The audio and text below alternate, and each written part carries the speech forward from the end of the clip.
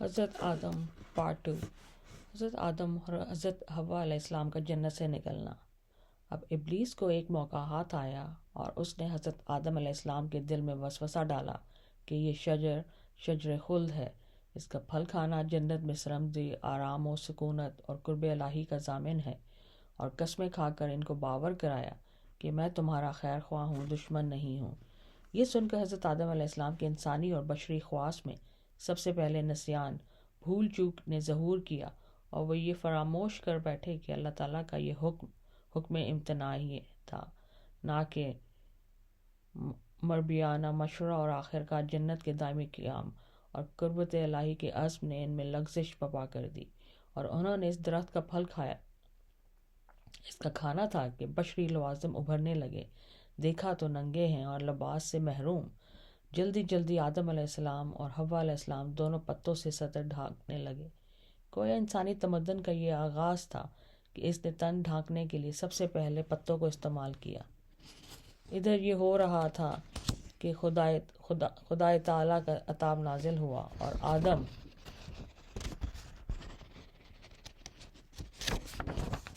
علیہ السلام سے باز پرس ہوئی کہ ممانعت کے باوجود یہ حکم عدولی کیسی۔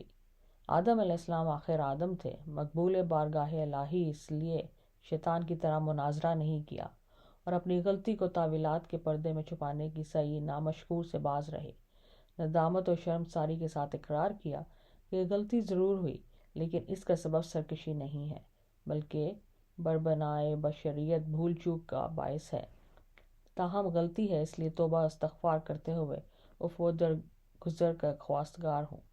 حضرت حق نے ان کے اس عذر کو قبول فرما لیا اور معاف کر دیا، مگر وقت آ گیا تھا کہ حضرت آدم علیہ السلام خدا کی زمین پر حق کے خلافت ادا کرے۔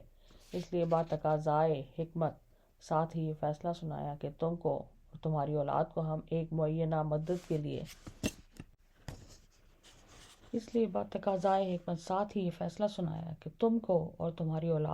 معین وقت تک زمین پر قیام کرنا ہوگا، اور تمہارا دشمن ابلیس بھی اپنے تمام سامان عداوت کے ساتھ وہاں موجود رہے گا، اور تم کو اس طرح ملکوتی اور طاغوتی دو متضاد طاقتوں کے درمیان زندگی بسر کرنی ہوگی۔ اس کے باوجود اگر تم اور تمہارے اولاد مخلص بندے اور سچے نائب ثابت ہوئے تو تمہارا اصلی وطن جنت ہمیشہ کے لیے تمہاری ملکیت میں دے دیا جائے گا۔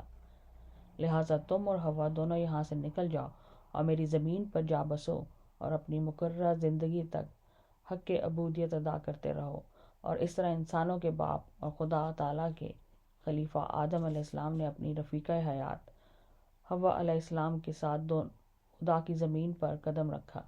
حضرت آدم علیہ السلام ہندوستان کی سرزمین پر اور حوا جدہ کی سرزمین پر اتارے گئے، اور پھر چل کر دونوں عرفات حجاز کے میدان میں ایک دوسرے سے جا ملے، اور اسی لیے اس میدان حج کا نام عرفات ہوا، کیونکہ دونوں نے اسی مقام پر ایک دوسرے کو پہچانا۔